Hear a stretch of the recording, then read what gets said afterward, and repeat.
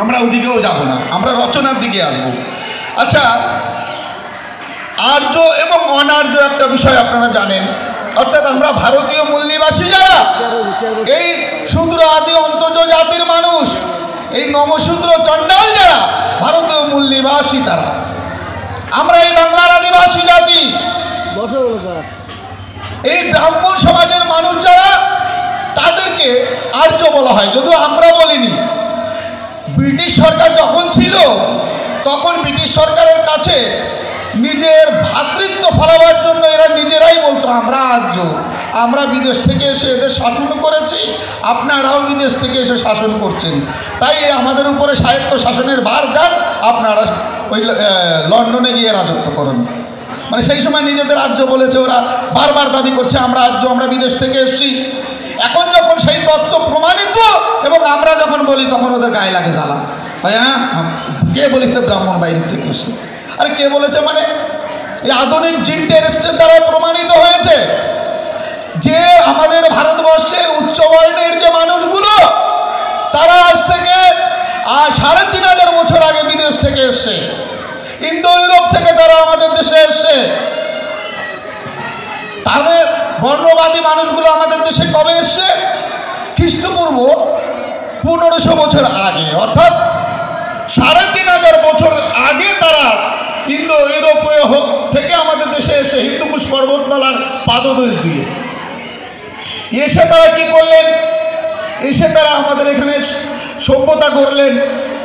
বিভিন্ন সময় আমাদের দেশের মানুষের সঙ্গে, বিশেষ করে ক্ষেত জমি পশুচারণ ভূমির খোঁজ নিয়ে গণ্ডগোল হতো। আপনারা যদি আমার লেখা বই আসল ভগবানের সন্ধানে বইটি পড়ে থাকেন, তো সেখানে দেখতে পারবেন আর্য অনার্য লড়াই কিভাবে হচ্ছে, কিভাবে একে অপরের জায়গা দখল করা নিয়ে গণ্ডগোল হচ্ছে। ঋগ্বেদে তারা কিন্তু তা লিখে রেখে দিয়েছে, তাদের ইতিহাস, তাদের জানতে হোক এবং অজান্তে হোক, তারা কিন্তু লিখে রেখেছেন।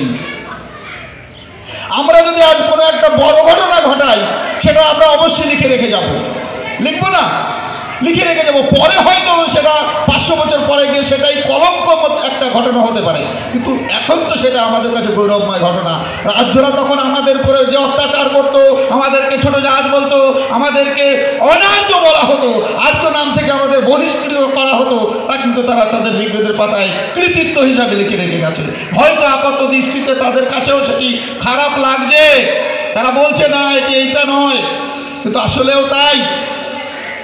তারা লিখে গেছে, তাদের ইতিহাস দেখলে আপনারা বুঝতে পারবেন। তাহলে এই আর্যরা আমাদের দেশে এসছে মোটে 3500 বছর আগেও মা, তাদের ঘরে রাম জন্মাবে 8,69,000 বছর আগে এই ভারতে।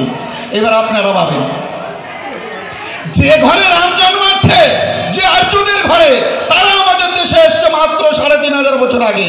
তাদের ঘরে রাম জন্মায় কি করে 8,69,000 বছর আগে? প্রশ্ন জাগে না মনে? এই জন্য আমার গুরু চাঁদ ঠাকুর বলেছিলেন লেখাপড়া করার কথা, কারণ আমার মানুষ ছিল সহজ সরল, দিন আনা দিন খেটে খাওয়া মানুষ। দিনান্তে এরা ঠাকুরের নাম করতো, খেয়ে দিয়ে ঘুমিয়ে পড়তো, সকালবেলায় আবার কাজে যেত। গুরু চাঁদ ঠাকুর এই জন্য বলেছিলেন যে এই মানুষগুলোকে যদি শিক্ষার আলোতে আলোকিত করা যায়, জ্ঞানের আলো এমনি এদের মাঝে ফুটে উঠবে। আজকে যদি আমি লেখাপড়া না করতাম, আমাদের ভাই অসিত লেখাপড়া না করতো, সুকেশ লেখাপড়া না করতো, আমাদের দিদি লেখাপড়া না করতো, অগণিত ছেলে মেয়ে ভাই বন্ধু আমাদের এখানে রয়েছে, তারা যদি লেখাপড়া না করতো, আজ আমরা আমাদের সমাজ একদম অন্ধকারের অতল তলে তলিয়ে যেতাম। যেখান থেকে তুলে আনার জন্য গুরু চাঁদ ঠাকুর বলেছিলেন শিক্ষার কথা। তিনি জানতেন আমাদের মানুষ যদি শিক্ষিত হয়, আজ হোক কাল হোক, ওই বৈদিক গ্রন্থে এরা পড়া শুরু করবে। আর যখন এই গ্রন্থ পড়বে, তখন এরা বুঝতে পারবে এদের চালাকি কি করে রেখেছে এরা।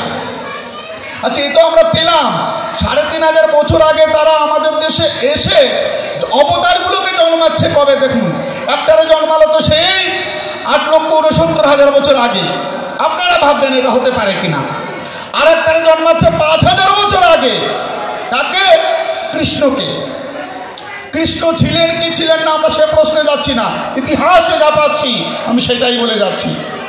তাহলে 3500 বছর আগে তারা এসছে, তাদের ঘরে শ্রীকৃষ্ণ 5000 বছর আগে জন্মায় কি করে? মনে করুন ধরে নিলাম আমরা জন্মালো, আপত্তি নাই, জন্মায়। এইবার কথা হচ্ছে সংস্কৃত যে ভাষা সেইটা কবে এলো? কারণ কি এই যে বৈদিক ধর্মের যত শাস্ত্র গ্রন্থ সবই সংস্কৃত ভাষায় লেখা, তাই না? তাহলে দেখবেন আর্যরা যখন আমাদের দেশে এসেছে, আসার পর আমাদের দেশে যে ভাষা ছিল পালি ভাষা ছিল, আর ছিল কি প্রাকৃত ভাষা। এই পালি এবং প্রাকৃত, যদিও এইটাও আর্য গোষ্ঠীর ভাষা, কারণ আজ থেকে 10,000 বছর আগে দ্রাবিড় জাতির মানুষ আমাদের দেশে এসছে, তারও পূর্বে 65,000 বছর আগে আমাদের পূর্বপুরুষরা এই ভারতে এসছে। তাহলে ওই যে ভাষার গোষ্ঠী, ভাষার যে তারতম্য, সেটা ওই ইন্দো ইউরোপীয় ভাষার গোষ্ঠী। ওই ভাষা গোষ্ঠী থেকে এই পালি ভাষা হয়েছে, প্রাকৃত ভাষা হয়েছে।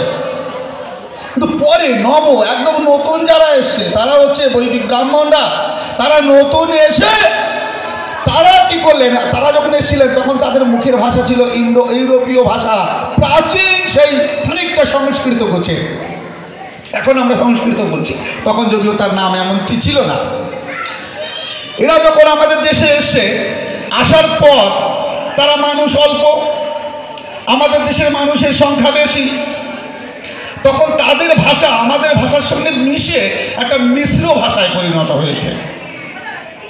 যেমনকি মনে করুন একজন বিহারি, সে যদি তার পরিবার নিয়ে আমাদের বাংলায় এসে বসবাস করে, একটা জেনারেশন যেতে যেতে তার ছেলে মেয়ে যখন হবে, তার ছেলে মেয়ে দেখবেন না সঠিক হিন্দি বলতে পারে, না সঠিকভাবে বাংলা বলতে পারে, এমনটা হয়ে যায়। এটা উদাহরণ দেওয়ার জন্য বললাম।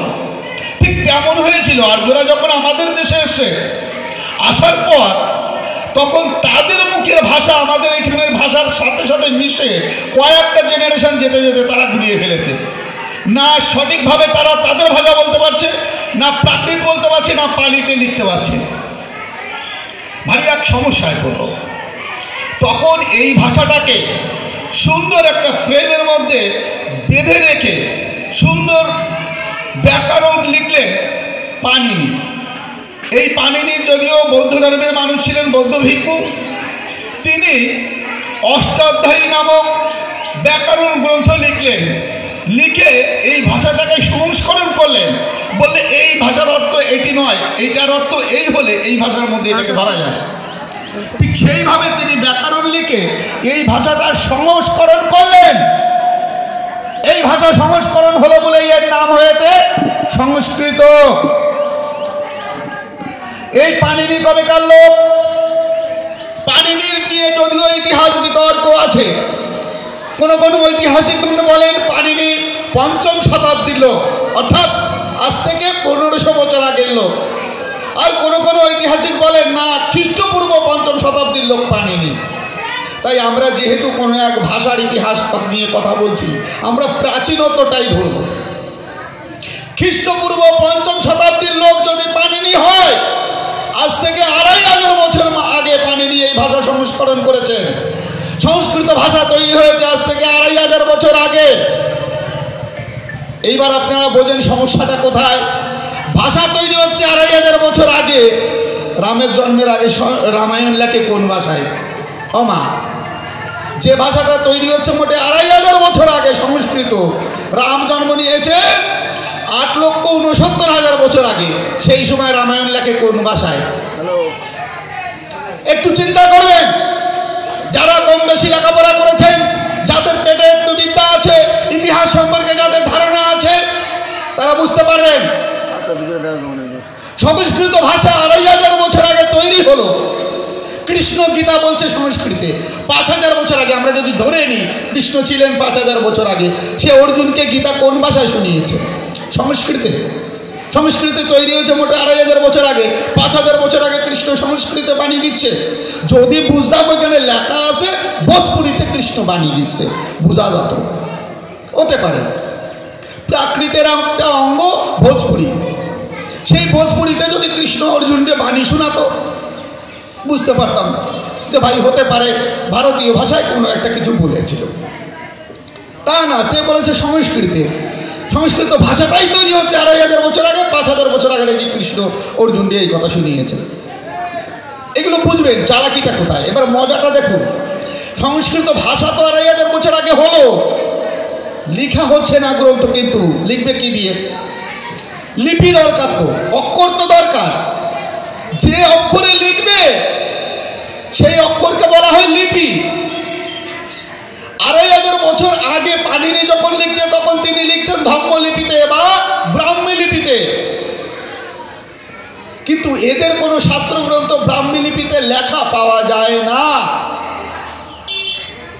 কি পাওয়া যাচ্ছে? এদের সবই পাওয়া যাচ্ছে সংস্কৃত ভাষা নাগরী লিপিতে লেখা। এই নাগরী লিপি এলো কবে? এই নাগরী লিপি তৈরি হচ্ছে কুটিল লিপি থেকে।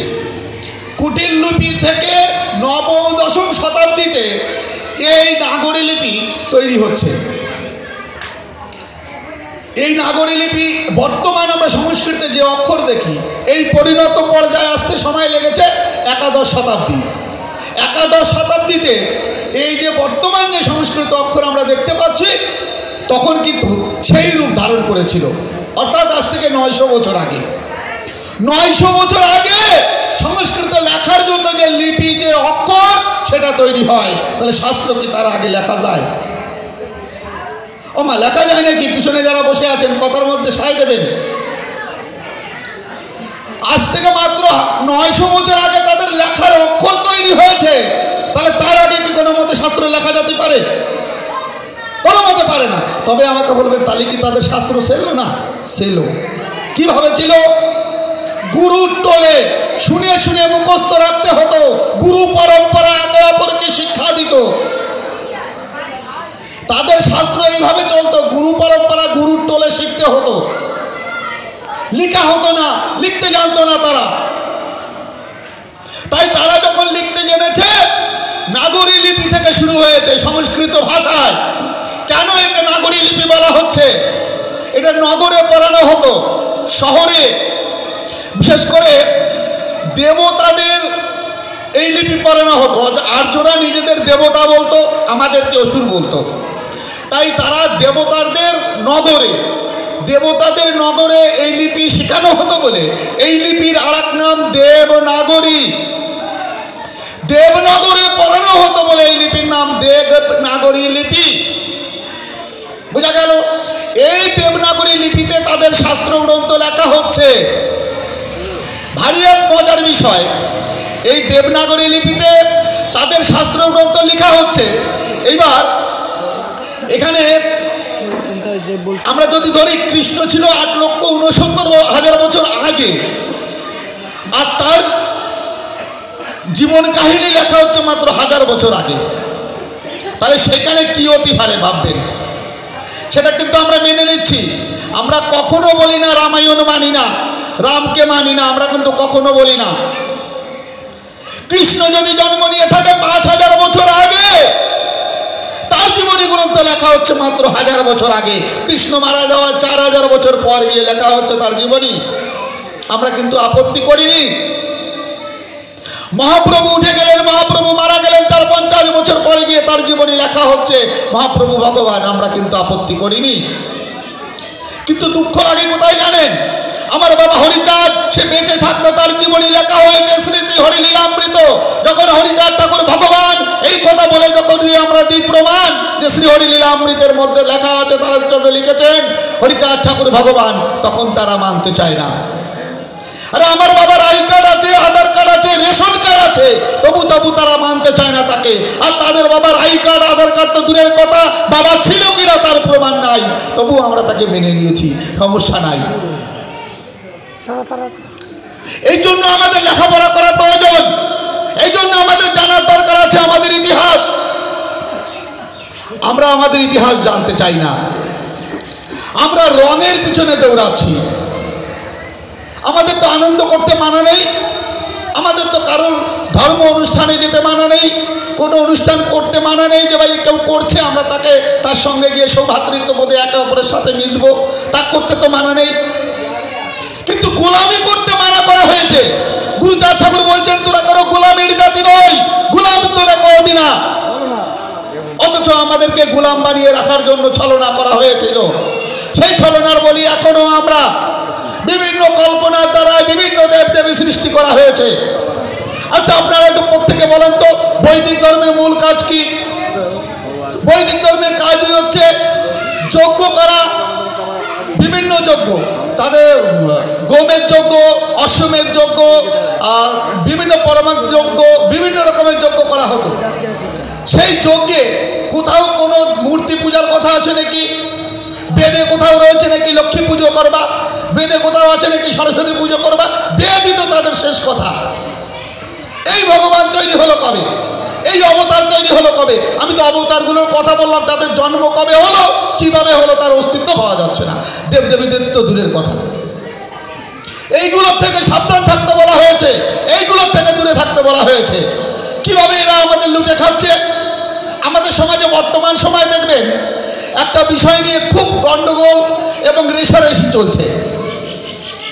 মতুয়া যারা, আমরা কিন্তু কেউ মারা গেলে মতুয়া মতে শ্রদ্ধা অনুষ্ঠান করছি, শ্রাদ্ধ করছি না। আর মতুয়া মত অবলম্বী ছাড়া যারা, তারা বেশিরভাগ ক্ষেত্রে দেখা যাচ্ছে, অনেকে মতুয়া আছে যারা ফতুয়া মার্কা মতুয়া, তারা কিন্তু শ্রাদ্ধ করে বাউন ডেকে এনে। শ্রাদ্ধ এখন সমস্যা হচ্ছে, আমরা শ্রাদ্ধ করবো না শ্রদ্ধা করবো। এক সমাজে দুই রকম জিনিস চলবে, এটা হতে পারে। আমি তাপস বিশ্বাস আপনাদের এখানে ঘোষণা করছি, আমি মতুয়াদের পক্ষ হয়ে আমি দাঁড়াতে প্রস্তুত। যদি কেউ আলোচনায় বসতে চান, শ্রাদ্ধ করব না শ্রদ্ধা করব আমরা এই বিষয়ে, যদি কেউ প্রমাণ দেখাতে পারেন কোন ব্রাহ্মণ মতের দ্বারাই যে আমাদের শ্রাদ্ধ করতে হবে, তাহলে আমি তাপস বিশ্বাস কথা দিচ্ছি, আমার সঙ্গে কয়েক শত মতুয়া নিয়ে তাদের দলে যোগ দেব। সমাজে যদি আমার বিপক্ষে কেউ বসতে চায়, তারা যদি, আমি যদি প্রমাণ না করতে পারি যে মতুয়া মতে আমাদের শ্রদ্ধা করাই শ্রেষ্ঠ, শ্রাদ্ধ থেকে শ্রদ্ধা করাই শ্রেষ্ঠ, তাহলে তারা যদি পরাজিত হয় তাহলে আমার দলে এসে নাম লেখাবে এবং তারা মতুয়া মতে শ্রদ্ধা অনুষ্ঠান করা শুরু করবে। সমাজে দুই রকম নীতি চলা দেওয়া যেতে পারে না। কোন একজন তো কেউ ভুল করছি আমরা, হয় মতুয়ারা আমরা ভুল করছি, আমরা বুঝতে পারছি না যে আমরা মতুয়া মতে শ্রদ্ধা অনুষ্ঠান করে ভুল করছি, অথবা তারা ব্রাহ্মণ ডেকে এনে শ্রাদ্ধ করে ভুল করছে, তারা বুঝতে পারছে না। কোনো একটা অবস্থায় তো আমরা কেউ না কেউ ভুল করছি। তাহলে আমরা আসুন একসাথে বসি, এক জায়গায় বসে আলোচনা করি। পূর্বপুরুষের দোহাই নয়, যখন দেখে আর পেরে ওঠে না তখন বলে কেন আমার পূর্বপুরুষ করিয়ে আইছে, আমারও তো তাই করতে হবে। এই পূর্বপুরুষ জীবনে কোনোদিন ট্রেনে সরিয়েছে নাকি? আমাকে ট্রেনে সরে 3 বেলা কাজে যাচ্ছ। আমাকে 14 পুরুষের কেউ কোনোদিন টোটোয় সরিয়েছে নাকি? টোটোয় সরতেছ। আমাদের পূর্বপুরুষ তো সারা জন্য মাল কাঁচা দিয়ে গামছা পরিয়ে মাঠে কেটে বেড়াইছে, তারপর নিজে স্কুলে যাও কেন? আমাদের পূর্বপুরুষ আগে মাঠে ঘাটে হেগে বেরিয়েছে কেন? এখন ঘরের মধ্যে বাথরুম বানায়, সেখানে যাচ্ছ কেন? সমস্ত কিছু নিজের সুখ শান্তির বেলায় সমস্ত কিছু পরিবর্তন করে নিয়ে গেল, পূর্বপুরুষের দোহাই ঠেকলো না। আর যতক্ষণই আসবে আমার মা বাবা মারা গেল, তার একটা ভবিষ্যতের দরকার, তার একটা স্থায়ী একটা কর্ম করা প্রয়োজন, সেখানে ঈশ্বরের সান্নিধ্য পায়, সেই বেলায় উনি আমার পূর্বপুরুষেরও পায়। পূর্বপুরুষ কি বেশি বুঝতো? আমি যতটা লেখাপড়া জানি, আমার পূর্বপুরুষের মধ্যে এতটা কেউ লেখাপড়া করেছে? আমি যতটা শাস্ত্র জ্ঞান করেছি, আমি যতটা শাস্ত্র অধ্যয়ন করেছি, শাস্ত্রের পরে আমি বিশেষভাবে লেখাপড়া করেছি, আমার পূর্বপুরুষ কেউ করেছে নাকি? সংস্কৃত একটা অক্ষর আমাদের বংশে কেউ ভর্তি পারতো নাকি? পারতো না, সত্যি কথা বলো, পারতো না। তাহলে আমরাই লেখাপড়া করছি, আমরা এগুলো জানছি, বুঝতে পারছি এখন যে আমাদের বলদ বানায় রাখা হয়েছে। আমাদেরকে একরকম বলা হয়, আবার করানো হয় আর এক রকম। আমরা সবাই বলি না, একবার হরি নামে যত পাপ হরে, পাতকের সাধ্য কি তত পাপ করে, বলি না? তাই যদি হয় যে মানুষটি মারা যাচ্ছে, তার কানে নাম দেওয়া হয়তো, কেউ হরিবোল হরিবোল বলে নাম দিচ্ছে, কেউ বা 16 অক্ষর 32 অক্ষরে নাম দিচ্ছে না, 16 নাম 32 অক্ষরে শোনাচ্ছে, অথবা কেউ হরিবোল হরিবোল নাম শোনাচ্ছে, নাম তো শোনাচ্ছে তাকে। সে মানুষ মারা গেল নাম শুনতে শুনতে, তারপরে তাকে দাহ করে যখন নিয়ে যাওয়া হচ্ছে, তখনও বলো হরি হরি বল বলতে বলতে নিচ্ছি। যখন পুরানো হচ্ছে চিতায়, তখনও বলো হরি হরি বল বলা হচ্ছে। অর্থাৎ সে মৃত্যুর প্রথম থেকে দাহ করা পর্যন্ত সর্বক্ষণ নামময় থাকছে।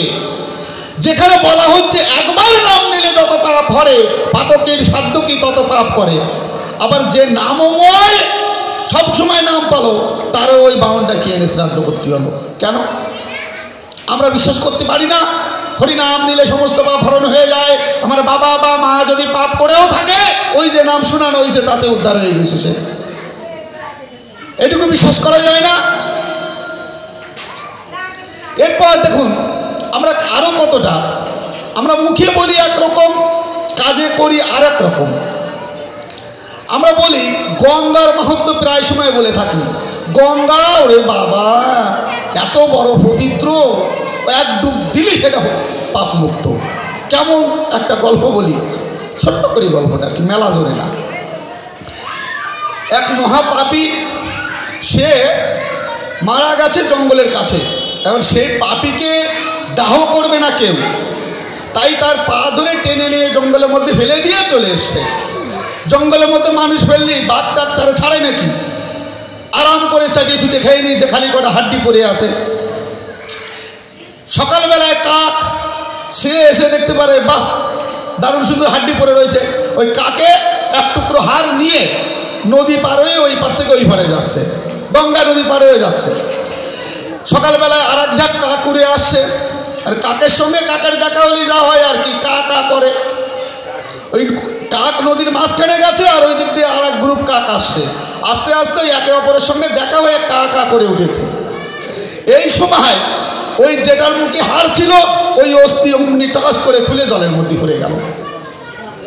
এখন যেই জলের মধ্যে পড়ে গেছে, এইদিকে ওই যমরাজের চারজন দূত, এক দুইজন না, চারজন দূত, তারা এসে ওই পাপীর গলায় পাশ আটকায় নিয়ে চলে যাচ্ছে। ঠিক যমলোকে উঠবে এরকম একটা অবস্থা। সেই সময় ওই হাড় পড়েছে জলের মধ্যে। যেই জলের মধ্যে পড়েছে, যমদূতের কাছ থেকে নারায়ণ দূতরা এসে কবাক করে খাড়িয়ে নিয়েছে। হ্যাঁ, যমদূতরা বলছে ব্যাপারটা কি রে, এত বড় একটা সাংঘাতিক পাপী, তারে তোমরা এসে ছাড়িয়ে নিচ্ছ, কি ব্যাপার? নারায়ণ দূতরা এখানে আসলে কেন? নারায়ণ দূতরা বলে এই হানি শুনে এই এখন পুণ্যবান। বলে এত বড় ভাবি পুণ্যবান হলো কি করে? বলে হলো কি করে জানিস নি? ওর এক টুকরো অস্থি কাকে নিতে নিতে ফেলেছে জলের মধ্যে। সেই গঙ্গা জলের মধ্যে পড়াতে ও এখন পাপ মুক্ত হয়ে বৈকুণ্ঠ যেতে যাওয়ার অধিকারী হয়েছে। ওমা, গঙ্গায় পড়ার সাথে সাথে যদি মহাপাপী বৈকুণ্ঠ লোকে যেতে পারে, আমার বাবা মরার হরেতে সে বৈকুণ্ঠ লোকে যাবে না কেন? গঙ্গায় দিলি তারে শ্রাদ্ধ করতে হবে কেন? শাস্ত্রে বর্ণনা করা হচ্ছে পণ্ডিত, রাজা এবং ব্রাহ্মণ এদের উদ্দেশ্যে শ্রাদ্ধ করা যাবে না, গোস্বামীর উদ্দেশ্যে শ্রাদ্ধ করা যাবে না। কোনো বৈষ্ণব গোস্বামী মারা গেলে তারা কি শ্রাদ্ধ করে নাকি? আমা হয় না। কোনো বড় পণ্ডিত মারা গেলে শ্রাদ্ধ হয় না। কোনো রাজা মারা গেলে শ্রাদ্ধ হয় না। তাহলে আমাকে বেলা শ্রাদ্ধ হবে কেন? শ্রাদ্ধ মানে কি? শ্রাদ্ধ মানে সর্বনাশ করা, শ্রাদ্ধ মানে অপচয় করা। আমরা দেখবেন রাগারাগি হলে উনি বলি এই তুই আমার এই করছিস, আজ তোর গোষ্ঠী শ্রাদ্ধ করি সারিয়ে দেবো। বলি না মা, খালি অবস্থা কি? আবার আমরা বাবা মার শ্রাদ্ধ করতেছি, মানে অবস্থা কি? আচ্ছা, আরো একটা উচ্চারণ আমাদের কাছে ধরায়, কি বলে না শ্রাদ্ধ করতে হয়, না করলি ওই পুত নরক থেকে উদ্ধার করা যায় না। আচ্ছা, পুত নরকটা কাদের জন্য? পুত নরকটা হচ্ছে অপুত্রক যিনি, যার পুত্র নেই সে পুত নরকে গমন করবে। শাস্ত্রে বর্ণনা করছে তাই, যার পুত্র নেই সে যাবে পুত নরকে। আচ্ছা, এই পুত নরকটা কি মরার পর? না রে বাবা, আমি একটু ব্যাখ্যা করিয়ে দিই। যার পুত্র নেই, অর্থাৎ ছেলে মেয়ে কিছুই নেই, সেই ব্যক্তি অতীব বৃদ্ধ হয়ে গেলে, যখন কর্মক্ষমতা হারিয়ে যায়, যখন সে পরে বিছানাসজ্জায়, তখন তারে খেতে দেবে কে? মলমূত্র করে পড়ছে ওই বিছানার পরে পরিষ্কার করবে কে?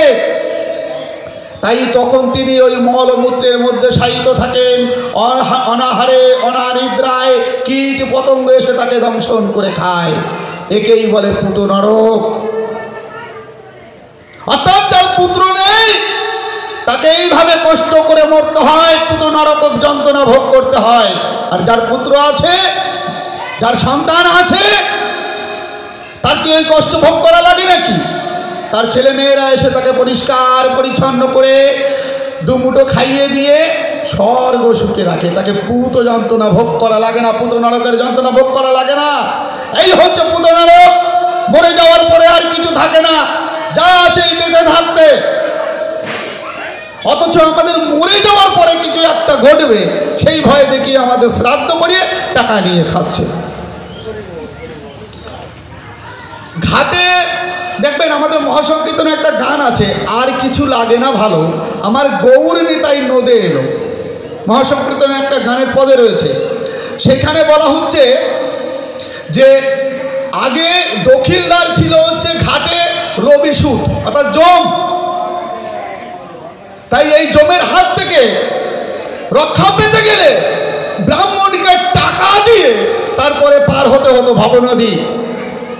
ভাবনদী পার করবে তখনই যখন গরু দান করা হবে, জমি দান করা হবে, গাছ দান করা হবে, গৃহ দান করা হবে। অর্থাৎ কর নিত তারা। এই কর মুক্ত করলেন কে প্রথম? নিত্যানন্দ মহাপ্রভুর কথা বললেন। কি বললেন? বললেন এবার হাল আইন নোটিশের জোরে সে ঘাট নিয়েছে খাস করে। কি হাল আইন? কি হাল মানে কি? নতুন। এই নতুন আইন নোটিশের দ্বারাই নিত্যানন্দ সেই ঘাটকে খাস করে দিয়েছে। এইবার ঘাটে পার হতে গেলে পয়সা লাগবে না, যাকে তাকে এই ঘাট থেকে পার করে দিচ্ছে। কিছু তো দিতে হবে বাবা, কিছুর বিনিময়ে তো কিছু পাওয়া যায় না, তাই না? তাহলে কি বলছে? এই পারের করি কেবল প্রেম ভক্তি, টাকা পয়সা না। পারের করি কেবল প্রেম ভক্তি, যার যেমন আছে শক্তি। আমার নিতাই দিচ্ছে নিজ শক্তি। চলো ভাব পারে, চলো পারে, তাতে আর ভয় নেই। প্রেম ভক্তি থাকলে হবে। দুপুটা চোখের জল ফেলে বাবা আমার উদ্দেশ্যে শ্রদ্ধানুষ্ঠান করলে হবে। পারের করি দিয়ে কাউকে ডেকে আনা লাগবে না। এখানে কি বলছে? বলছে যে ওই যে আমার নিত্যানন্দ মহাপ্রভু এই ঘাট খাস করলেন কিভাবে, তিনি কতটা কষ্ট করলেন। আমরা তার কষ্টটা একটু বলি, তার কষ্ট ফিরায় মানুষ ভুলে গেছে, অন্তত তার কষ্টটা একটু বলা উচিত। একজন সন্ন্যাসী সে যদি সন্ন্যাস নিয়ে নেয় তারপরে আর গৃহে ফিরে আসতে পারে না। শাস্ত্র মতে সন্ন্যাস সর্বশ্রেষ্ঠ। সেই সন্ন্যাস নেওয়ার পরে আর কেউ যদি ফিরে আসে মহাপাপে পাপী হয়। অথচ গৌরাঙ্গ মহাপ্রভু সন্ন্যাস নেওয়ার পরে নিত্যানন্দকে ডেকে বললেন, শ্রীপাদ আমি তো সন্ন্যাস নিয়ে নিলাম, তাই তোমাকে অনুরোধ করছি আমি আর নদিয়ায় ফিরে যেতে পারবো না। কারণ তিনি শুধু সন্ন্যাস নিয়েছিলেন তা নয়, তার জীবনেরও বড় ঝুঁকি ছিল। বাংলায় আসলে তাকে মেরে ফেলা হবে এমন হুমকি ছিল। যাই হোক, আমরা সেই প্রসঙ্গ ত্যাগ করে যাই। তো নিত্যানন্দ মহাপ্রভুকে যখন বললেন যে তুমি পুনরায় সংসার জীবন গ্রহণ করো, গৃহে থেকে যে মানুষ ভগবানকে পেতে পারে এটা তুমি সকলকে জানাও। আমি গার্হস্থ্য ধর্ম জীবার জন্যই এসেছিলাম, কিন্তু শ্রীপাদ কি কারণে সন্ন্যাস নিতে হলো এটা তুমি জানো। তাই তোমাকে অনুরোধ করি তুমি বিবাহ করে গার্হস্থ্য ধর্ম প্রচার করো। নিত্যানন্দ তার ওই সন্ন্যাস জীবন পরিত্যাগ করে বিবাহ করলেন। একটা নয়, দুটো বিবাহ করলেন। এ কারণে তাকে সমাজ থেকে পতিত হতে হয়েছিল, তাকে অবকৃণী দোষে দোষী হতে হয়েছিল। অবকৃণী একটা পাপ, একটা পাপের নাম। অবকৃণী দোষে দোষী হতে হয়েছিল, বিড়ালবতী দোষে দোষী হতে হয়েছিল, বান্তাতি দোষে দোষী হতে হয়েছিল। তিনটে পাপে তাকে ধরেছিল। বান্তাসী দোষে দোষী, বিড়াল প্রতি দোষে দোষী, অবকৃণী দোষে দোষী। এই তিনটেই শাস্ত্র নির্মিত মহাপাপ। এই কারণে নিত্যানন্দকে সমাজ থেকে ব্রাহ্মণ সমাজ বাদ দিয়ে রেখেছিল।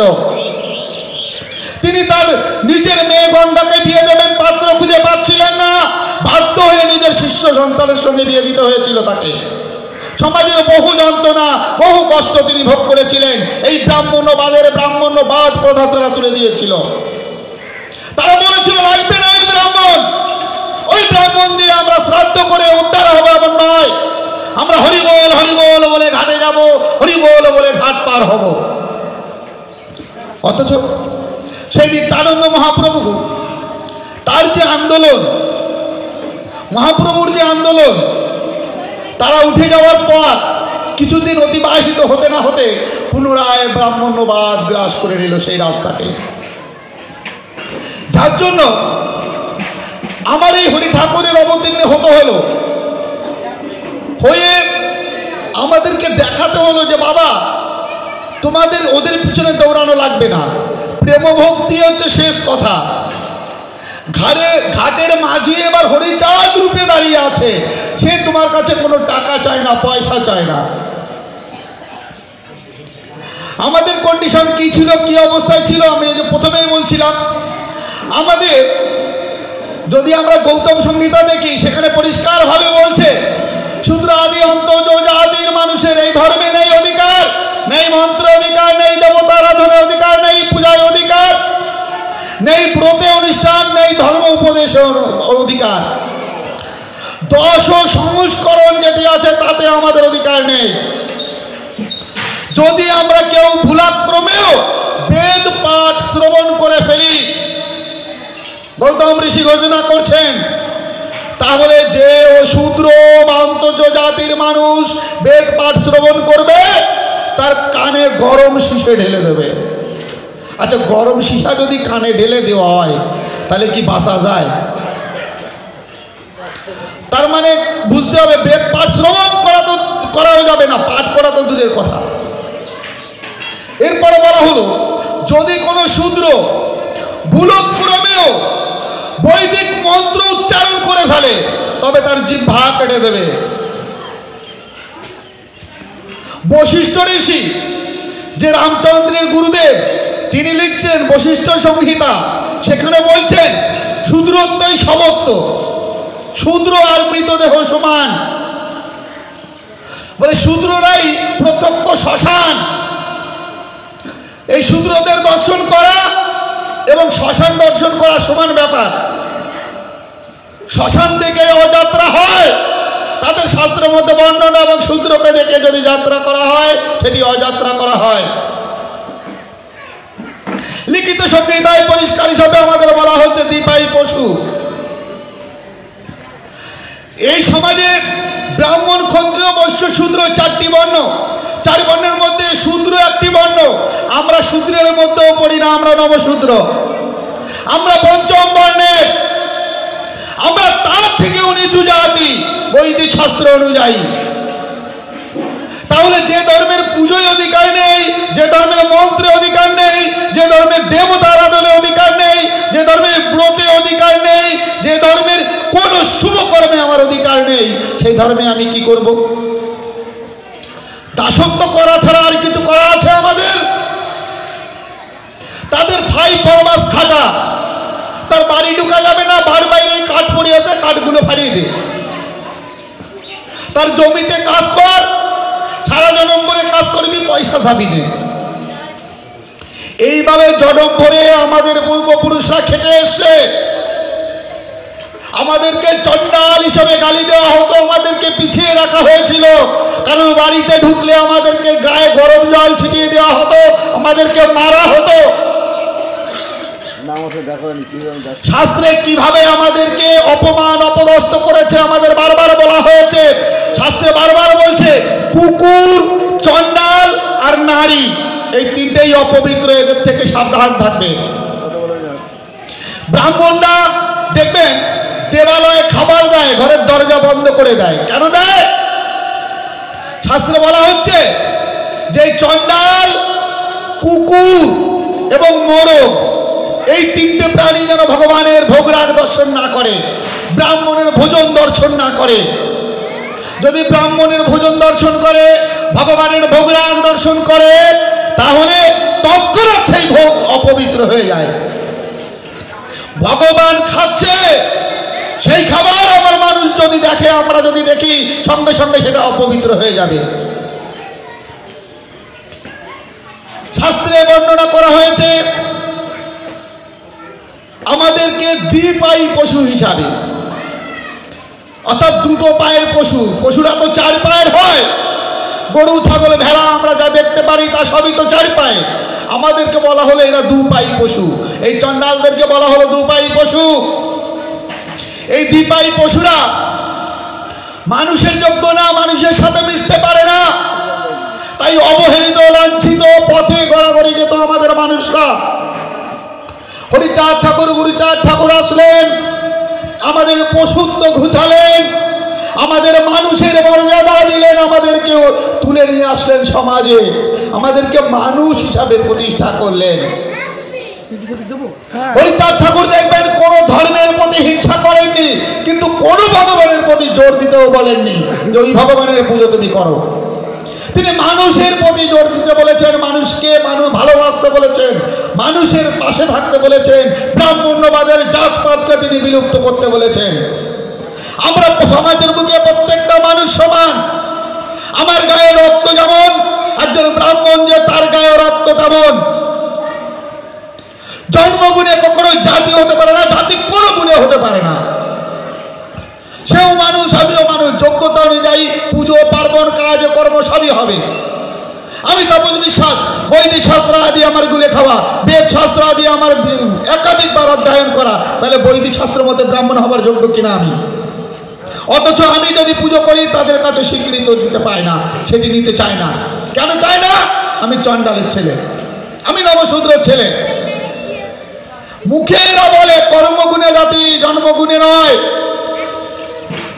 অথচ কাজের বেলায় দেখবেন ব্রাহ্মণের ছেলে ব্রাহ্মণ গলায় হইতে পড়ে আসতেছে, ওইটা দিয়ে পুজো করতেছে, লেখাপড়া জানে না। আমার ঘরের মেয়ে ছেলেরা ওই পাঁচালি হরে লোককে পুজো করতেছে, ওই মূর্খটা শুয়ে থাকছে, তাতেও পুজো হয়ে যাচ্ছে। মানে কোথায় আছে আমাদের সমাজের মানুষ? এই জন্য আমাদেরকে পরিবর্তন হতে হবে। কেন আমরা হরিগুরুচাঁদ ঠাকুরকে ডাকবো? কারণ আমরা মানুষ ছিলাম না, আমরা পশু ছিলাম। সেই পশুর থেকে যে মানুষ করেছে আমরা তাদের ডাকবো না? পশুর থেকে যে আমাদের উদ্ধার করে মানুষ করেছে, মানুষ হয়ে আমরা তো যদি পুজো করতে হয় তাহলে আমরা সেই মানুষটার করবো কিনা, যে মানুষটা আমাদের মানুষ করেছে। ছিল না তো আমাদের পুজোর অধিকার। আচ্ছা মা, আমাদের ঘরে মানুষ দিনের দিন পুজো করতে করতে দেখবা ভিখারি হয়েছে কেন? কারণ কি আমার এই বৈদিক ধর্মের মন্ত্রের অধিকার নেই, এই বৈদিক ধর্মের দেবদেবীর পুজোর অধিকার নেই। আর তখন আমরা যদি ডাকিয়ে নিয়ে আসলাম লক্ষ্মীর, এখন আধুনিক যুগ, টাকা দিয়ে কিনতে পাওয়া যায়, লক্ষ্মী কিনে নিয়ে আসলাম, আইনে পুজো দিচ্ছি, যে ব্রাহ্মণ সে এসে মন্ত্র ভর্তিছে। তার কাছে যদি জিজ্ঞাসা করায়, বাবা তুমি চণ্ডালের ঘরে মন্ত্র ভর্তিছ, কোন শাস্ত্রের মন্ত্র? চণ্ডালের জন্যই তো কোনো শাস্ত্রে লেখা নাই মন্ত্র পাঠ করার কথা, তা তুমি পড়তেছো ভালো কথা, কোন শাস্ত্রে? সে তো দেখাতে পারবে না, শীত হয়ে পড়বে। কিন্তু ওই যে লক্ষ্মী, ও তো কিন্তু চোখ গোল্লা ফাঁকায় তাকায় থাকবে, বলবে চণ্ডাল তুই আমার ধরে নিয়ে আসিস, তোর তো পুজো করার অধিকার নেই, করলি কেন? আরে আমার কিছু দেওয়া তো দূরের কথা, অভিশাপ করবে। আপনারা বোঝেন, এইটা যদি আমার ঘর হয়, ঘরের দরজা দেওয়া আছে, ঘরের দরজার উপরে লেখা আছে বাইরের কেউ আমার ঘরে প্রবেশ করবেন না। তারপরেও যদি কোনো অচেনা ব্যক্তিরা ঘর ভেঙে ভিতরে ঢুকে, দরজা ভেঙে ভিতরে ঢুকে বসে থাকে, আমরা এসে কি তার আদর করবো নাকি? ও মা, তার ঘাড় ধরে আগে বার করবো না, নাকি তারা আদর করে খাতি দেবো? ঘাড় ধরে আগে বের করবো, বেরো আগে, তুই আমার ঘরে ঢুকলি কেন? এই টাকা চুরি করেছিস, ওই করেছিস, উল্টে তার কাছ থেকে নেবো, তারা দিয়ে এত দূরের কথা। ওই লক্ষ্মী সরস্বতী এই যত রকম কাল্পনিক দেবতা আছে রে মা বাবা, এই পুজো করতে করতে আমাকে অবস্থা হয়েছে তাই। একদম তো অধিকার নাই, তারপরে আবার যদি পুজো দেয় তা সারে ও লক্ষ্মীর আনার পরে যে আমরা সারা জনম কাজবাজ করে, যে ধরুন করুন আমি ১,৫০০ টাকা গুছাইছি, লক্ষ্মী পুজো বছর করে ১,৫০০ টাকা গুছাইছি, সারা জনম ধরে বৌসল মেয়ে নিয়ে খেলাম। ১,৫০০ টাকা গুছানোর পরে ওই পুজো দেওয়ার সময় তো আরও কিছু চলিয়ে গেল, ৫০০ টাকা গেলেও যাবে, তাহলে আমার দিলও না গেল। এইগুলো আমাদের বন্ধ করতে হবে। আমাদের দেখতে হবে আমাদের অধিকার কি। শাস্ত্র যদি আমাদের সত্যি অধিকার দিয়ে থাকে আমরা পুজো করবো, আপত্তি কি? কিন্তু যেখানে আমরা অধিকার নেই সেখানে আমি করবো কি করে? আমি তো সব জায়গায় গিয়ে চ্যালেঞ্জ করি। যদি কারো মনে করতে পারে যে শাস্ত্র প্রমাণ আমাকে দেখাবেন, শূদ্র আদি অন্তত চণ্ডাল জাতির এই মন্ত্রের অধিকার, এই দেবতার পুজোর অধিকার যদি কেউ দেখাতে পারে, আমার সাথে অন্তত কয়েক শত ছেলে নিয়ে সেই দলে আমি যোগ দেব। আর যদি তারা না দেখাতে পারে, তারা আমার দলে এসে যোগ দেবে, আমার মতুয়া ধর্ম অবলম্বী আমাদের মত পথে চলবে। লিখিতভাবে যে কোনো জায়গায় আলোচনায় বসতে আমি প্রস্তুত। আমি তাপস বিশ্বাস করে গেলাম আপনাদের এলাকায় যদি কখনো শাস্ত্র আলোচনা কেউ করতে চায়, আমরা মতুয়ামাতে করব কাজ, মতুয়ামাতে শ্রাদ্ধ করব, মতুয়ামাতে আমাদের পূজা অর্চনা, আমাদের যা কিছু আমরা করতে চাইছি সমস্ত কিছু আমরা করব মতুয়ামাতে। বিশেষ করে মতুয়ামাতে আমরা শ্রদ্ধা অনুষ্ঠান করব, শ্রাদ্ধ আমরা করব না। ব্রাহ্মণ দিয়ে শ্রাদ্ধ করতেই হবে এমন প্রমাণ যদি কেউ দেখাতে পারে তাহলে যেন আমাদের সঙ্গে বসতে রাজি হয়। যদি কেউ বলে বৈদিক ধর্মের দেবদেবীর পুজো করতেই হবে, তেমন যদি হয় তাহলে আমাদের সামনে যেন শাস্ত্রীয় প্রমাণ দেখাতে পারে, আমরা বসতে প্রস্তুত আলোচনায়। লেখাই তো ভাবে শুধু শুধু সময় নষ্ট করে বর্ধমান থেকে এখানে আমি আসতে রাজি নই। লিখিতভাবে বসবো। পূর্বে যেভাবে শাস্ত্র মীমাংসা হতো, শাস্ত্র আলোচনা হতো, শঙ্করাচার্যের সময় আপনারা দেখেছেন দিগ্বিজয়ে বেরোতো বড় বড় শাস্ত্র পণ্ডিতরা, বিভিন্ন দিকে শাস্ত্র পরাজিত করে, আলোচনায় পরাজিত করে তারা দিগ্বিজয় পণ্ডিত হিসাবে পরিচিত হতো। তারা লিখে নিত আগে। আমরা তদ্রূপভাবে স্টাম্প পেপারে পরে লিখিত করে আমরা বসতে রাজি। এক গ্রুপ পরাজিত হয়ে গেলে অন্য গ্রুপ যেভাবে পরিচালনা করবে তারা সেইভাবে চলতে হবে। যদি এইভাবে চলতে হয় বসতে প্রস্তুত। এইবার দেখা যাচ্ছে আমরা ভাই শ্রাদ্ধ যদি করতে হয়, এক তো গেল আমরা হরি নামে পাপখণ্ডে কিনা সেটা দেখে নিলাম, গঙ্গার মাহাত্ম্য দেখলাম, ভূত নরক দেখলাম। এইবার কথা ভাই আমরা সত্যি যদি ব্রাহ্মণ আমাদের নিতেই হবে, না নিলেই হবে না, এ আমার মাথার কি নিতেই হবে। আচ্ছা সেই বিষয়ে শাস্ত্র কি বলছে? শাস্ত্র সেই বিষয়েও তো সিদ্ধান্ত দিচ্ছে। এই যে শূদ্রাদি অন্তর্জাতির মানুষের শাস্ত্রে অধিকার নেই, মন্ত্রে অধিকার নেই, কিন্তু ব্রাহ্মণ ক্ষত্রিয় বৈশ্য তিন বর্ণ, এই তিন বর্ণ কিন্তু ব্রাহ্মণ দিয়ে শ্রাদ্ধ এবং পুজো করতে পারবে। এর মধ্যে দিয়ে কিছু পঙ্ক্তি দূষক ব্রাহ্মণ আছে আর কিছু পঙ্ক্তি পাবন ব্রাহ্মণ আছে, অর্থাৎ কিছু ব্রাহ্মণ আছে পবিত্র যাদের দিয়ে কাজ শ্রাদ্ধ কর্ম আদি করতে পারবে উচ্চ বর্ণের মানুষরা, আর কিছু ব্রাহ্মণ আছে যারা পতিত, তাদের দিয়ে কোনো কাজ করলেই মা বাবা না স্বর্গে যাবে না দেবতা এসে তোমার কাছে প্রসাদ খাবে। অপবিত্র ব্রাহ্মণ, তাদেরকে ত্যাগ করার কথা বলা হচ্ছে। তাই সেই যে ব্রাহ্মণ আছে সেই ব্রাহ্মণদের কয়েকটা উদাহরণ দিয়ে আমার আলোচনা শেষ করব।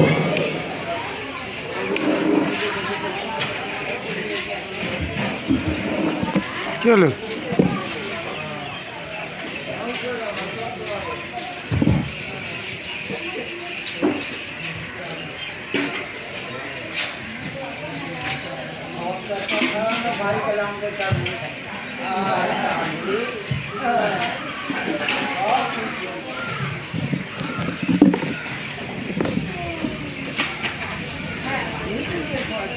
শ্রদ্ধা দর্শক, দেখুন ব্রাহ্মণদের উদ্দেশ্যে ব্রাহ্মণদের লিখিত গ্রন্থ কি বলছে।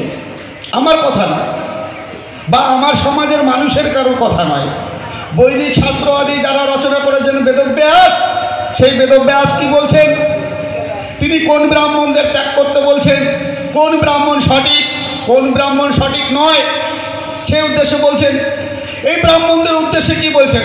প্রথমত চৈতন্য চরিতামৃতে পরিষ্কারভাবে বলছেন পূর্বজন্মে যত রাক্ষস ছিল তারা সুজনকে নিন্দা করবার জন্য কলিতে এসে জন্মগ্রহণ করলো। ঠিক একই কথা দেবী ভাগবত 6ষ্ঠ স্কন্ধ 11 অধ্যায় 42-43 নম্বর শ্লোক, সেখানে বলছেন পূর্বে জন্মে পূর্ব যুগে, অর্থাৎ দাপর ত্রেতা সত্য, সত্য ত্রেতা দাপর, এই যে 3 যুগ, এই কলি যুগের পূর্বে যুগে যারা রাক্ষস ছিল তারা কলিকালে এসে ব্রাহ্মণ রূপে জন্ম নিয়েছে। আমার কথা নয়, দেবী ভাগবত বলছে।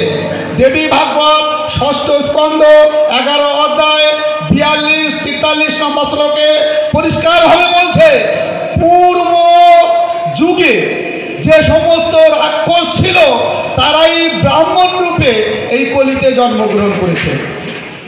রাক্ষস দিয়ে কি কাজ করার ইচ্ছা আছে নাকি কারণ? চিন্তা করে দেখবেন, কিন্তু আমার কথা না।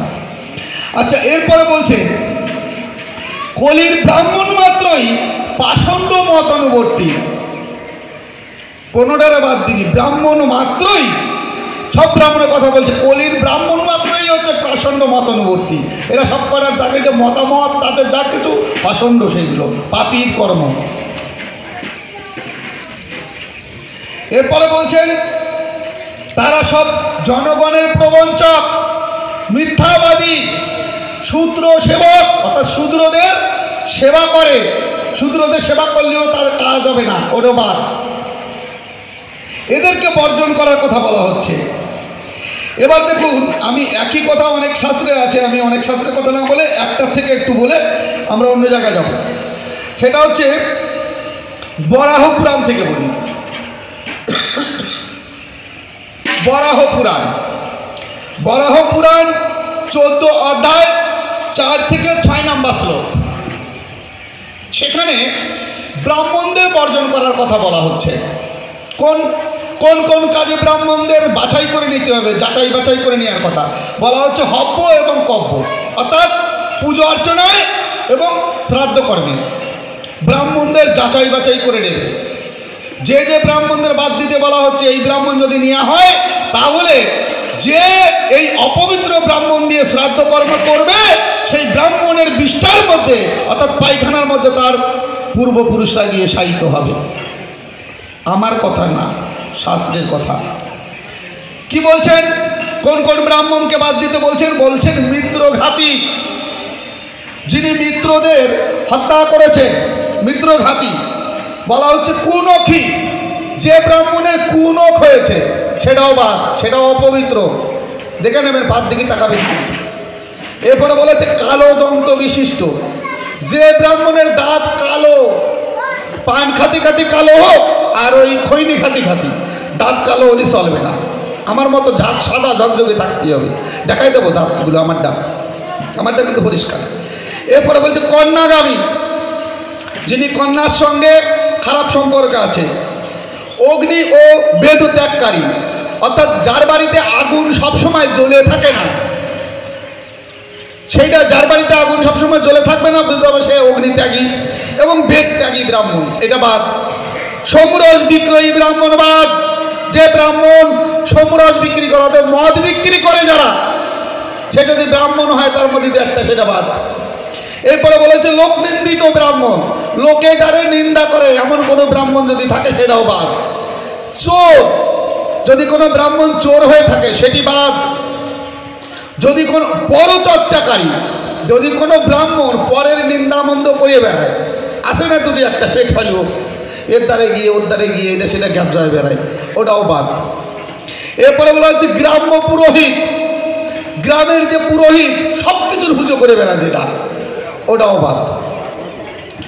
এরপরে বলা হচ্ছে বেতনভোগী শিক্ষক, যদি কোনো শিক্ষক, কোনো ব্রাহ্মণ শিক্ষক হয়ে থাকে এবং সে যদি বেতন নেয় তাহলে সেটাও বাদ। এরপরে বলা হচ্ছে পুনর্বিবাহিত ব্রাহ্মণ, যে ব্রাহ্মণ দুটো বিয়ে করেছে সেটা বাদ। পিতামাতা ত্যাগকারী ব্রাহ্মণ, যে ব্রাহ্মণ মা বাবাকে খেতে দেয় না, তেমন ব্রাহ্মণকে বাদ দিতে বলা হচ্ছে। শূদ্রের সন্তান পালনকারী ব্রাহ্মণ, তারে বাদ দিতে বলা হচ্ছে। শূদ্রপতি, যদি কোনো শূদ্রকে কোনো ব্রাহ্মণ বিয়ে করে সেটাও বাদ। এরপরে বলা হচ্ছে দেব উপজীবী ব্রাহ্মণ, অর্থাৎ দেবতার পুজো অর্চনা যদি কোনো ব্রাহ্মণ করে সেটাও পতি, সেটাও বাদ। কেউ ভাববেন না যেন না আমার বাড়িতে তো ওই এক ব্রাহ্মণ এলো কার্তিক পুজো করিস এখানে, ওরে বাবা, ওটাও বাদ, ওটাও অপবিত্র। তারা দিয়ে কর্ম করলে সমস্ত কর্ম নিষ্ফল হয়। আচ্ছা, এরপরে কি বলছে? বলা হচ্ছে দেব উপজীবী ব্রাহ্মণ, এরা শ্রাদ্ধ কর্মে পুরোপুরিভাবে বর্জন করবে। একই কথা বলছে কি মৎস্য পুরাণ, আগেরটা বরাহ পুরাণ ছিল, বরাহ পুরাণ পর্যন্ত। বরাহ ভগবান বিষ্ণু পৃথিবীকে উদ্ধার করবার জন্য বরাহ রূপ ধারণ করেছিলেন যখন, সেই সময় যে বাণী দিয়েছিলেন সেই বাণী বরাহ পুরাণে আছে। এরপরে মৎস্য পুরাণ, মৎস্য পুরাণও ভগবান কিন্তু মৎস্য অবতার হয়েছিল, জানেন তো? আমরা কিন্তু সবাই বাঁচিয়ে বেঁচে অবতার খাই। হ্যাঁ, আমরা দেখো বাঙালি যারা আছি, বিশেষ করে নমঃশূদ্র কোটা, আমি তো খাই, মৎস্য খাই, মানে ওটা অবতার হয়েছিল। কুর্ম খাই, অর্থাৎ কশ্যপ, ওটাও কিন্তু অবতার হয়েছিল, কুর্ম অবতার হয়েছিল না, ওটাও কিন্তু খাই। এরপরে বরাহ, আরে ও টক্কাতি বাড়ি স্বাদ, ওটাও খাই। এরপরে যেটা হয়েছে কি, মৎস্য কুর্ম, বরাহ, এই তিনেরা অবতার হয়েছিল বলে তিনেটা খাই। ছাগলটা খাইনি, ওইটা অবতার ওই নেই, ছাগল অবতার। মুরগি অবতার ওই নেই, ওইটাও খাইনি। এই দুটি অবতার ওই নেই বলে খাইনি। হংস অবতার হয়েছিল, ওইটা কিন্তু খাই। জানাই রাখলাম, এটা এক্সট্রা আর কি, আমি আসলে একটা বানাই দেবেন। তাহলে কি হলো, মৎস্য অবতারে ভগবান যখন এসেছিলেন, সেই মৎস্য অবতারে যে বাড়ি দিয়েছিলেন সেটা কোন পুরাণে রয়েছে? মৎস্য পুরাণ। মৎস্য পুরাণের 16 অধ্যায় 4 থেকে 17 নম্বর শ্লোক একই কথা বলছে। তার জন্য আমি আর এই জায়গায় সময় নেব না, সময় বাঁচিয়ে যাব। এরপরে আমরা যাব বিষ্ণু পুরাণ। বিষ্ণু পুরাণ 3য় স্কন্ধ 15 অধ্যায় 7 এবং 8 নম্বর শ্লোক, এই জায়গায় ওই একই কথা বলছে। আবার ওই নখের কথা কেউ বলবেন না কিন্তু, কুনকিটা বাদ, নখের দিকে খেয়াল রাখবেন। আচ্ছা, এরপরে আমরা ভগবান বিষ্ণুর কথায় যাব। তার আগে একটু পিতামহ ভীষ্ম কি বলছে আমরা একটু দেখে নিই। এরপরে বায়ু পুরাণ, বায়ু পুরাণেও ওই একই কথা রয়েছে, আমরা একটু ছেড়ে যাচ্ছি। কুর্ম পুরাণে একটু আলাদা, একটু বিস্তারিত বলছে, আমরা একটু সময় নেবে বলে ওটাও বাদ দিচ্ছি। কুর্ম পুরাণ ওইটা অবতার পুরাণ আর কি, ওটাও বাদ। আচ্ছা, এরপরে আমরা সরাসরি একটু মহাভারতে যাব। মহাভারত মূল সংস্কৃত মহাভারত, কাশিদাসী মহাভারত কেউ কিন্তু খুঁজবেন না, একটা বই, ওইটা বলে মহাভারত। আমার কাছে আছে মহাভারতের হাইট 43 ইঞ্চি, প্রায় আমার গলা সমান হাইট এই পর্যন্ত। দেখবেন আমার চ্যানেল হরিভক্তি টিভিতে এই বিষয়ে আমি ভিডিও দিয়ে রেখেছি, যাতে আপনারা দেখতে পারেন। প্রতিনিধি না পারেন অন্তত দেখে তো নি ভিডিওতে আমার মহাভারতের সাইজটা 43 ইঞ্চি হাইট। এতটা হাইট একটা মহাভারতে, যার দাম 25,001 টাকা বর্তমান মূল্য। কয়জন মানুষ আমাদের কিনে পড়তে পারে? মানে আমাদেরকে গুজা মিল দেওয়ার জন্য একটু একটা কাশিদাসী মহাভারত লেখা হয়ে গেছে। মানে এত বড় মহাভারত এইটুকুর মধ্যে নিয়ে এসেছে, তা আবার বেশিরভাগই হচ্ছে বাইরের কথা। তো কাশিদাসী মহাভারত বললে মূল মহাভারত কি বস্তু বোঝা যাবে না। যাই হোক, সেই মূল মহাভারতের অনুশাসন পর্ব, শ্রীকৃষ্ণ দৈপায়ন বেদব্যাস প্রণীত অনুশাসন পর্ব, এখানে 77 অধ্যায় 1 থেকে 22 নম্বর শ্লোক। এই জায়গাটা কেন জানাচ্ছি, একটু জানার প্রয়োজন আছে, একটু বোঝার দরকার। পিতামহ ভীষ্মর কাছে এসে যুধিষ্ঠির জিজ্ঞাসা করছে, হে পিতামহ, আমরা এই যে পূজা অর্চনা শ্রাদ্ধ কর্ম করব কোন ব্রাহ্মণ দিয়ে, কিভাবে করব? পিতামহ ভীষ্ম বলছেন যে কি দিয়ে, কিভাবে পরীক্ষা করবে, কিভাবে তোমরা এটি ত্যাগ করবে এবং কিভাবে কোন ব্রাহ্মণকে দিয়ে করবে, সেই হিসাবে বলছে। ভীষ্ম বলছেন, মহারাজ, বুদ্ধিমান মানুষ শ্রাদ্ধে কুল, শীল, বয়স, রূপ, বিদ্যা, জন্মভূমি দ্বারা ব্রাহ্মণগণের পরীক্ষা করবে। তাহলে কত কিছু দিয়ে ব্রাহ্মণগণের পরীক্ষা করবে, পরীক্ষা করে দেখা যায়। পুজো করবে, যে কোনো পুজো এবং শ্রাদ্ধ করবে, ব্রাহ্মণের গুণ পরীক্ষা করে তারপরে করতে হয়। অগুণী ব্রাহ্মণ দিয়ে কাজ করলে কোনো ফল পাওয়া যায় না, উল্টে ওই ব্রাহ্মণের বিষ্ঠার মধ্যে নিজের পূর্বপুরুষরা যে সাহিত্য হয়, কয় সহ্য করা যায়। এখন এরপরে বলছে কি, তাহলে বলছে এই ব্রাহ্মণদের মধ্যে 2 ধরনের ব্রাহ্মণ আছে। একটা পঙ্ক্তি দূষক, অর্থাৎ যারা এক লাইনে খেতে বসছে ব্রাহ্মণরা, একজন ব্রাহ্মণ যদি যেয়ে বসে তো ওই লাইনে সব কটা দূষিত হয়ে যাবে, এত বড় দূষিত ব্রাহ্মণ। সেই দূষিত করার কথা বলছি এখন, কোনটা কোনটা দূষিত, কারা কারা দূষিত। বলছেন ধূর্ত যারা, অর্থাৎ চালাকি খুব করে বেড়ায়, এটা মধ্যে করে চিটিংবাজি করে খাই বেড়ায় আর কি, যেটা ওইটা অপবিত্র। ওইটারে দিয়ে কাজ করলে কিন্তু ওই পুত্র পুরুষগণ কিন্তু ওই করবে, ওই জায়গায় যে সবই সাবধান। এরপরে বলছে ভ্রূণ হত্যাকারী, অর্থাৎ যারা সন্তান হত্যা করেছে বা ওই বাচ্চা নষ্ট হয়ে যায় না, তাই যদি কোনো ব্রাহ্মণী রয়েছে তার বংশধরে সেটা অপবিত্র হয়ে গেছে। এরপরে বলছে যক্ষা রোগগ্রস্ত, যদি কোনো ব্রাহ্মণের যক্ষা রোগ হয়ে থাকে তাহলে সেটা অপবিত্র, সেটা বাদ। এরপরে বলা হচ্ছে পশুপালক, যারা পশুপালন করে, যদি কোনো ব্রাহ্মণরা পশুপালন করে থাকে, পশুপালক ব্রাহ্মণ কিন্তু পতিত, বাদ দিতে বলা হয়েছে। বাড়িতে গরু, ছাগল, ভেড়া যদি কিছু লাগে থাকে, কুকুর থাকলেও সেটা বাদ। শহরে পরেও মা ফিরায়, বাড়িতে দেখা যায় কুকুর ঘুষে বেড়ায়, বাড়ির সমস্যা। এই পশুপালক ব্রাহ্মণও কিন্তু বাদ, প্রতীক। লিখে রাখতে হবে, মনে রাখতে হবে। নাহলে আমার চ্যানেলে ভিডিও দিয়ে রেখেছি, ভিডিওটা সেভ করে নেবেন, বারবার দেখবেন, ব্রেনের মধ্যে সেভ করে নিতে হবে আমাকে। যদি বাউন লাগাতেই হয় তা ওরা যেটা বাদ দিতে বলছে এটা বাদ দেবো, তাই না? আমার গুরু সাধু বলছে না, হরি সাধু বলছে না, আমি কালা সাধু বলছি না, বলছে কে? ওদের লেখা গ্রন্থ বেদের ব্যাস বলছে, শাস্ত্র গ্রন্থ বলছে বাদ দিতি। তাহলে তাই যদি বাদ দিতে ওটা দেবো, যদি তাই না পাওয়া যায় তা কি হবে আমি বলতেছি শেষে। এবার বলছে বেদ অধ্যয়ন বিমুখ, যারা বেদ অধ্যয়ন করে না, যারা প্রতিদিন, যে সমস্ত ব্রাহ্মণরা, তাদের বাদ দিতে হবে। বহু লোক আদেশকারী, যে ব্রাহ্মণকে বহু মানুষে আদেশ করে, মনে করে একটা চার দোকানে যদি কোনো ব্রাহ্মণ থাকে, তারে যে যাবে ও দাদা বিস্কুট দেন, ও দাদা চা দেন, ও দাদা ওইটা দেন, ওইটা কিন্তু বহু লোকের আদেশকারী, শোনার লোক, ওটা কিন্তু বাদ। ঠিক আছে? এরপরে বলা হচ্ছে সুদখোর, এটা সাংঘাতিক ফল, সুদখোর ব্রাহ্মণ বাদ। আচ্ছা আজকাল বলেন তো ব্যাংকে অ্যাকাউন্ট নেই এমন কোনো পরিবার আছে নাকি? আছে? নেই। তাহলে যেটা ব্যাংকে অ্যাকাউন্ট খুলেছে সেটা সুদ খাইছে। আর ব্যাংকে যদি 500 টাকা থাকে তবু তার একটা সুদ দেয় সরকার, দেয় না? আমার দেয়। তাহলে ওই সুদ খালি খাচ্ছে, ওই সুদ খালি কিন্তু সেটা সঙ্গে সঙ্গে প্রতীক হচ্ছে। ওমা কব যখন আমাকে যখন এইভাবে বিচার করতো, চুল সিরা বিশ্লেষণ দিত, ওইটা তো সন্ডাল, কিন্তু কোন সন্ডাল? জ্বালিয়ে সন্ডাল না মালিয়ে সন্ডাল নাকি কাঁচার সন্ডাল? বাঁচিয়ে বার করতো, বাঁচিয়ে বার করে সেই হিসাবে সাজা হতো। সুযোগ যখন আমার গুরু সাদের কি ভাই হাতে পাইছি, সুদ যখন দেখবো তো ব্যাংকেরটা সারবো কেন, তাই না?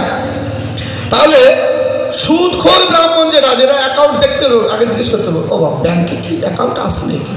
যদি কয় আছে, তাহলে তফাৎ জাতি বলো, তোমার দিয়ে কাজ হবে না। ওটা তো প্রথমে ভাববে মনে ফোন পে করে নাকি পুজোর পরে, আগে সরাত করে তবে আছে, ফোন পেও আছে, তাহলে দূরে যাবার বাড়ি থাইস ঠিক। তাহলে সুদখোর ব্রাহ্মণবাদ। এরপরে দ্বিতীয় কোনটা বলছে? বলা হচ্ছে গান উপজীবী। যদি কোনো ব্রাহ্মণ গান গেয়ে জীবিকা নির্বাহ করে অথবা গান কাউকে শিখায়, সেও প্রতীক, সেও বাদ। এরপরে বলা হচ্ছে সর্বদ্রব্য বিক্রেতা, অর্থাৎ মুদিখানা দোকান বা দশকর্মা দোকানে যদি কোনো বাউন থাকে, বিভিন্ন রকম জিনিস যে বিক্রি করবে, সর্বদ্রব্য বিক্রেতা, সেটাও প্রতীক। আচ্ছা এরপরে বলা হচ্ছে গৃহদাহক, যদি কেউ রাগ করে কোনোদিন কারোর গৃহে আগুন লাগায় থাকে, তেমন ব্রাহ্মণ হলে সেটাও বাদ। এরপরে বলেছে মরণ উদ্দেশ্যে বীজদাতা, একটু লক্ষ্য করবেন সবাই, কিন্তু মরণ উদ্দেশ্যে বীজদাতা, যিনি কাউকে মারার জন্য বীজ দান, তেমন ব্রাহ্মণ বাদ। এখন আমি একটু ব্যাখ্যা দেবো, ওকে মতো ব্যাখ্যা একসময় আমাকে দিয়েছি। আমার ব্রাহ্মণরা ধান চাষ করে না? সেই ধানে পোকামাকড়ায় স্প্রে করতে হয় না? স্প্রে করে, মরণ উদ্দেশ্যে বীজ দেয়, পোকামাকড়গুলো তো মরে, মরণ উদ্দেশ্যে বীজ দেওয়া হয় কি না? ওটাও বাদ। বুঝে নিতে হবে, মরণ উদ্দেশ্যে বীজ দিতে গেলে সেটা বাদ। তাহলে ধান চাষ করবে ব্রাহ্মণ, বীজ দিতে পারবে না, তাহলে মরণ উদ্দেশ্যে বীজদাতা বাদ। এরপরে বলছে অর্থ গ্রহণ পূর্বক, যিনি বিভিন্ন চাষবাস এবং কর্ম আদি করে, বিভিন্ন জায়গা থেকে লোকের কাছ থেকে টাকা নিয়ে থাকে, তারা সমরস বিক্রয়ী, অর্থাৎ মদ যারা বিক্রি করে, সামগ্রিকভাবে হস্তরেখা বিশারদ, যারা হাত দেখিয়ে দেখবেন ওই পয়সা করে নেয়, হস্তরেখা বিশারদ যারা, ওইটা যদি ব্রাহ্মণ হয় ওটাও পতিত, ওটা যদি ও কাজ করা চলবে না। রাজবৃত্ত, এইবার তো মজার জায়গায় হয়েছে, রাজবৃত্ত অর্থাৎ রাজার চাকর যারা, তো বর্তমানে আমাদের দেশে রাজা আছে নাকি? তাহলে রাজবৃত্ত কাদের বলবো আমরা? সরকারি চাকরি করে যারা রাজবৃত্ত হয় তারা। সরকারি চাকরিরত যদি কোনো ব্রাহ্মণ থাকে সেটা পতিত, সেটারে দিয়ে কাজ করা যাবে না। রাজবৃত্ত সে, রাজার ভৃত্য চাকর, তাহলে সেটা কাজ করা যাবে না, সে পতিত। তৈল ব্যবসায়ী, যদি কেউ তেলের ব্যবসা করে থাকে কোনো ব্রাহ্মণ, সেটাও বাদ। আচ্ছা এরপরে বলা হচ্ছে ছলকারী, যে ছলনা যদি করে কোনো ব্রাহ্মণ, সেটা বাদ। এরপরে বলছে পিতার সহিত বিবাদকারী, বাবার সঙ্গে গন্ডগোল হয়েছে যার, এমন ব্রাহ্মণ থাকলে সেটা বাদ। স্ত্রীর ব্যভিচার বশত যার ঘরে উপপতি যাওয়া আসা করে, এক কথায় যদি কোনো ব্রাহ্মণীর চরিত্র খারাপ হয়, তাহলে তার স্বামী পতিত হয়। অবস্থা কি? আচ্ছা, এরপরে বলছেন যে অভিশপ্ত, যদি কোনো ব্রাহ্মণকে কেউ অভিশাপ দিয়ে থাকে সে ব্রাহ্মণ বর্জন করতে হবে, সেটা বাদ। এরপরে বলা হচ্ছে চোর এবং যে ব্যক্তি শিল্পকার্য করিয়া জীবিকা নির্বাহ করে। শিল্পকার্য কাকে বলে? যদি কোনো ব্রাহ্মণ টেলারিং করে, জামা কাপড় সেলাই করে, সেটা বাদ। কোনো রূপভাবে শিল্পকার্য করলি সেটা বাদ। কোনো রকম শিল্পের সাথে যদি যুক্ত হয় তাহলে সেটা পতিত। এরপরে বলা হচ্ছে বহুরূপী বা খল ব্রাহ্মণ বা মিত্রদ্রোহী বা এগুলো তো আগে বলে গেছে বলে আমি এর ব্যাখ্যায় যাচ্ছি না। পরদারগামী, অর্থাৎ কারোর চরিত্র খারাপ হলে সেটা বাদ। শূদ্র আদির বেদ অধ্যয়ন এবং অস্ত্র উপযোগী, শূদ্রদের বেদ অধ্যয়ন করায় এবং অস্ত্র শিক্ষা দেয় যদি কোনো ব্রাহ্মণ, সেটা বাদ। এরপরে বলা হচ্ছে যে ব্রাহ্মণ কুকুর লইয়া পরিভ্রমণ করে। আমি যে বললাম, যদি কোনো ব্রাহ্মণ কুকুর হয়েছে আর সেই কুকুরই সকালবেলায় পায়খানা করাতে নিয়ে যায়, গলায় দড়ি বেঁধে সকালবেলায় নিয়ে যায় না আমার, এইটা যদি কোনো ব্রাহ্মণের বাড়িতে হয়ে থাকে, কুকুর যদি নিয়ে ভ্রমণ করে থাকে সে, তাহলে সেটা পতিত। ব্রাহ্মণ বাড়িতে কুকুর পোষা নিষেধ, কুকুর পুষিলেই তারা পতিত হয়। এরপরে বলা হচ্ছে যে ব্রাহ্মণে কুকুর দংশন করেছে, যে ব্রাহ্মণকে কুকুরে কামড়েছে সেই ব্রাহ্মণ পতিত, অপবিত্র, তাকে দিয়ে কাজ করা যাবে না। জ্যেষ্ঠ সহোদরকে পরিত্যাগ করিয়া যে কনিষ্ঠ সহোদর অগ্রে বিবাহ করে, মানে বড় বাইরে বাদ দিয়ে যদি কোনো ব্রাহ্মণ পরিবারের ছোটটা বিয়ে করে তাহলে সেইটা পতিত, এবং তার ছেলে মেয়েগুলো সেটাও পতিত, তারা দিয়েও কাজ করা যাবে না। লিখে রাখতে হবে, মা, এত কিছু মনে রাখা যাবে না। আচ্ছা,